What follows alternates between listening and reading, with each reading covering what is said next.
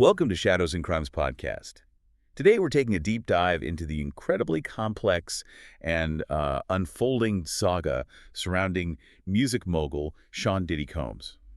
It's a story that's really captured global attention, hasn't it? Absolutely. And our mission today is to try and navigate through all these extensive allegations, the legal battles, the shifting narratives, to give you, our listeners, a clear, concise, and thorough understanding.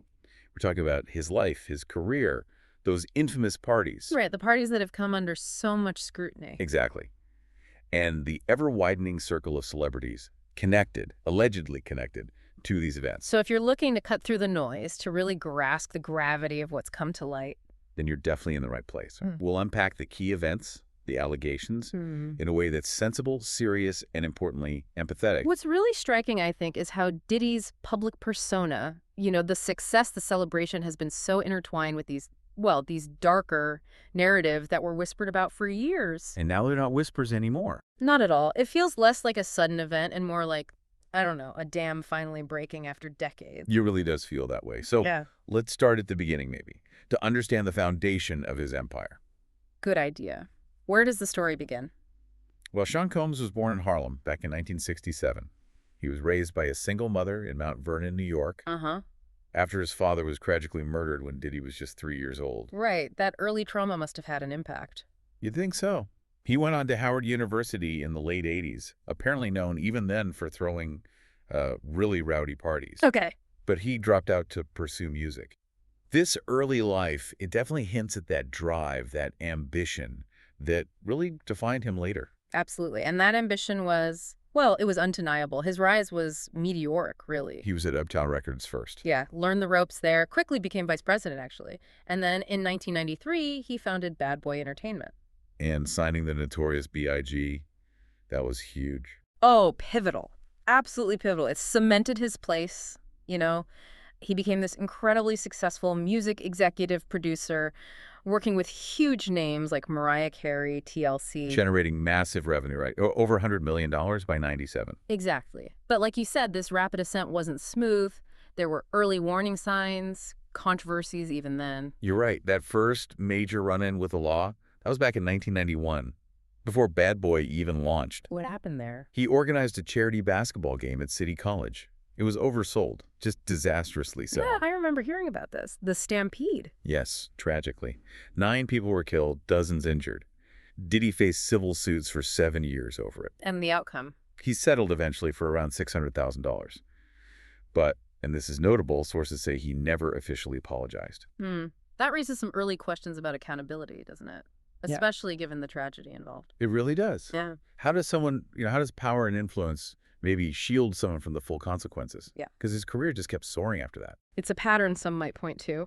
And then, just a few years later, 1999, more trouble. Right, the incident with Steve Stout, Nas's manager. Yeah, allegations he hit him with a champagne bottle over a music video dispute. He apologized for that one, and the charges were dropped. But that same year, 1999, that also brought the infamous Club New York shooting. Ah, yes, involving his girlfriend at the time, Jennifer Lopez, and the artist, Shine. And this is where you see that stark contrast in outcomes you mentioned earlier. It really is stark.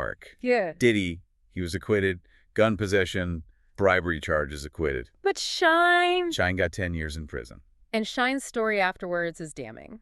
He claimed Diddy was guilty, that he, Shine, took the fall. He even alleged Diddy called witnesses to testify against him. While J-Lo, she was cleared within, 14 hours? Yeah, cleared very quickly. The difference in how the legal system treated them is, it's telling. It certainly is. And despite these really significant legal issues, these controversies, his empire just kept growing. Kept building. Sean John clothing, fragrances, Revolt TV. He became this icon of opulent bling, famous for those huge celebrity-filled white parties. So this pattern emerges. Navigate serious legal trouble, but simultaneously expand your influence, your public image. Exactly. And it really sets the stage for what came next, especially concerning those parties. Right, the parties, which some sources are now calling freak-offs. That term itself is loaded. It is. And the descriptions that have come out are, deeply disturbing. They're painted as these hedonistic, drug-induced parties. Often involving male and female sex workers, sometimes masked. Yes, and allegedly lasting for days, often in extravagant hotels. The level of alleged control Diddy exerted is a key part of these accounts, isn't it? It seems to be central. Sources claim he had total and utter control, dictating really minute details. Like lingerie choices, Yeah. nail polish color. Exactly. There's that specific chilling detail that wanting white nail polish so it would contrast with the skin of the black men. Wow. And allegations that he would direct specific sexual encounters and, crucially, film them. For blackmail, supposedly. That's the allegation. And these events reportedly involved just copious amounts of drugs. Ecstasy, cocaine, GHB, ketamine. Even IV fluids for recovery afterwards? Apparently so. The sheer detail in these allegations suggests something systematic, not just spontaneous partying. It paints a very dark picture. And these shocking details, they lead us right to the celebrity connections, the hints, the links. Which seem to suggest a kind of unspoken awareness within parts of the industry, perhaps. It feels like that sometimes. You look at that old Keeping Up with the Kardashians clip that resurfaced. With Khloe Kardashian. Yeah, describing a wild Vegas weekend. Diddy, Quincy, Justin Bieber, French Montana were there. She said, quote, half of the people there were butt naked. And then famously told her friend to stop talking when asked for more details. Right, and her connection goes way back, reportedly since she was 16. She even apparently worked for Diddy at one point. That kind of anecdote where someone seems to catch themselves, it's very telling, like Ashton Kutcher, too. Oh, the Hot Ones interview. Exactly. When asked about Diddy's parties, his immediate reaction was, I've got a lot I can't tell. And then he realized, quote, practically none of his memories are fit for sharing. It's a powerful admission, even in its vagueness. And then there's Usher. Who lived with Diddy as a teenager. As a 14-year-old back in the 90s at what they called Puff Flavor Camp, he said he saw very curious things. And when asked if he'd send his own kids there. His answer was blunt. Hell no. These aren't just isolated comments, are they? They suggest a pattern. Absolutely. The weight of them adds up. You have comedian Cat Williams back in January 2024 basically predicting this year would be the one Diddy's past caught up. Making that cryptic comment about Diddy be wanting a body and you gotta tell him no. Very strange. Very. And Brandon T. Jackson sharing advice he supposedly got from Denzel Washington. Leave 30 minutes before the devil get there. Implying Denzel knew to avoid Diddy's events. Seems like it. Even 50 Cent, who's had this long public feud with Diddy. Right, the beef. He said he avoided the parties because of an uncomfortable energy, accused Diddy of taking advantage of people. And now he's reportedly making a documentary about it for Netflix. Putting all that together, it paints a picture of maybe a widely known secret within certain circles. Which brings us to that Kardashian-Jenner-Gamble connection you mentioned. It seems particularly tangled. It does seem complex. Kim Kardashian, for instance, reportedly attended those infamous white parties going back to 2006. And there were those very serious, though unconfirmed, allegations comparing her role to Ghislaine Maxwell, a sort of madam figure. Yes, claims about FBI tapes of her doing illegal things at his home surfaced, though, again, the direct source for that specific ET story seems unclear. Her other connections, like to Balenciaga's issues or the SEC charges, have also been brought up in this context. It creates a nexus of associations, and Khloe's ties, as we said, seem deep. Starting young, that Vegas party description. Calling Diddy her very dear friend while describing a scene where half the people are naked. Jarring. And Courtney was involved, too. Attended his 32nd birthday party when she was 18, apparently got socked in the face in a bathroom line. Her husband, Travis Barker, also worked with Bad Boy Records, so the connection continued. And then there's Corey Gamble, Kris Jenner's longtime partner. Described as Diddy's self-proclaimed family member, who apparently helped raise Diddy's kids. Kanye West had some strong words for him, calling him CIA. Yeah, and Gamble was reportedly seen in crime scene photos after Kim Porter's death, Diddy's ex and mother of some of his children, which fueled speculation he was Diddy's right-hand man. Also alleged links to managing Justin Bieber. And Kris Jenner herself. The allegations surrounding her are intense. Claims she pimped out her daughters, ties to Lou Taylor of the Britney Spears conservatorship fame, being uncomfortable close with Diddy. Even speculation about her church being a front for money laundering to pay off victims. That sounds wild. It's out there. And the fact she allowed Tyga, who was 21, to date Kylie when she was just 14 is often brought up as showing questionable judgment. It definitely raises questions about the environment, the boundaries, the ethics within that specific circle, and how potentially problematic activities might have been, well, overlooked or even facilitated. And the celebrity links don't stop there. Kanye West, again, allegedly involved with Diddy in drugging Nikki Heaton and her manager back in 2014. Leading to an alleged assault. And later, Kanye accused Diddy of being a Fed. Then there's Justin Bieber, appearing with Diddy when he was clearly underage. That 48 Hours with Diddy video from 2009. Where Diddy gives him a Lamborghini, Yeah. promises him a mansion. Yeah, and Diddy says they can't really disclose what they were doing, calls it a 15-year-old's dream. Followed immediately by Bieber saying, let's just go get some girls. It's uncomfortable viewing now. Very. Though Bieber's representative later clarified he wasn't a victim, but acknowledged others were harmed. There were also accusations against Jay-Z and Beyoncé by Jaguar Wright, calling them monsters, though that interview was later edited by Piers Morgan, who apologized. So that's contested. Cuba Gooding Jr. also got pulled in via Lil Rod's lawsuit. Alleged groping on a yacht in 2023. Cuba denies it, says he barely knows Diddy. And Stevie J. Diddy's former producer and housemate. His silence has been noted, given his history. Lil Rod's suit even alleged Diddy used Stevie J to try and entice him into gay sex. What emerges from all these threads, these disparate stories and allegations? Is a chilling consistency, perhaps? In the alleged methods, control, exploitation, maybe threats? It suggests, if true, not just isolated incidents, but a potential pattern spanning decades. Facilitated by immense power and reputation. Exactly. Which brings us to the reckoning, the moment things really started to unravel publicly. And that catalyst seems undeniably to be Cassie Ventura, November 2023. His former girlfriend, former artist, filed that incredibly detailed 35-page lawsuit. Outlining rape, repeated abuse, even sex trafficking over a decade. Alleging he forced her to find sex workers for these freak-offs, used recordings for blackmail. Just horrific allegations, and the speed of the settlement was stunning. Less than 24 hours later, settled for a reported $30 million. Which to many observers looked like an attempt to buy silence, to make it go away quickly. But it didn't work out that way, did it? No, because in May 2024, that hotel CCTV footage from 2016 leaked. Showing Diddy viciously assaulting Cassie in a hallway, kicking her, dragging her. It was brutal, undeniable visual confirmation of at least some of her claims. The pressure just exploded after that. He issued an apology video later, taking full responsibility for that specific incident. But the damage was done. And Cassie's lawsuit, validated by that video, seemed to empower others. It opened the floodgates. A deluge of civil lawsuits followed.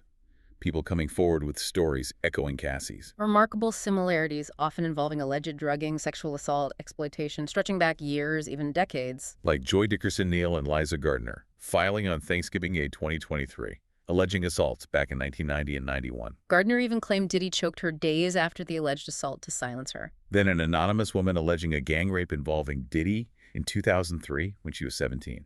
And then came the Rodney Lil Rod Jones lawsuit in February 2024. Which was incredibly detailed. Amended to 98 pages by March. A RICO lawsuit. That's serious. Very serious. RDOG is usually for organized crime. It alleged Diddy ran a criminal enterprise, sex trafficking, drugs, illegal guns. Lil Rod claimed Diddy groomed him, made unwanted advances, facilitated an assault on him. Tried to pass him off to Cuba Gooding Jr. on that yacht. Alleged Diddy forced underage girls to drink laced liquor. And even claimed Diddy bragged about getting away with the 1999 club shooting, saying J-Lo carried the gun. Explosive claims. Plus that threat Diddy allegedly made to eat Mr. Jones's face. The sheer breadth and detail on that one lawsuit is staggering. It's hard to dismiss. And it wasn't the last one. Grace Mariah sued Diddy's son, Christian Combs, in March 2024 over an alleged yacht assault. And notably, Diddy and Christian's lawyers withdrew from that case. A trial attorney was hired. Suggests it might actually go to trial. May 2024 brought Crystal McKenney's lawsuit, alleging being drugged and assaulted in 2003. And April Lampros, also May 2024, claiming 4 separate assaults from the mid-90s onwards, including being raped, forced oral sex. And that disturbing claim about Diddy forcing her and Kim Porter to take ecstasy and have sex in front of him. July 2024, Adria English, an adult film star, alleged grooming into sex trafficking since 2004, believing Diddy had hidden cameras everywhere. That theme of filming, of surveillance, keeps recurring. It does. Talia Graves filed in September 2024 alleging assault by Diddy and his bodyguard Joseph Sherman in the early 2000s, with claims of tapes being distributed. Sherman countersued her. And then, even more disturbingly, reports of lawsuits from individuals claiming assaults when they were as young as 9 or 10. The volume, the consistency across decades, it's overwhelming. It absolutely is. And this massive wave of civil suits clearly got the attention of federal investigators. Leading to those raids in March 2024. Heavily armed federal agents at his homes in LA and Miami. Confiscating everything: electronics, hard drives, guns, including those AR-15s with defaced serial numbers, which is a crime in itself. Drugs, too. And those infamous bottles of baby oil.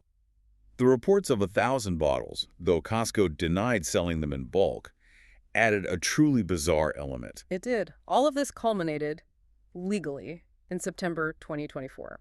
His arrest in a Manhattan hotel, facing that 14-page federal criminal indictment. For sex trafficking, racketeering, transportation for prostitution, covering alleged behavior from 2008 onwards. He pleaded not guilty, but was denied bail.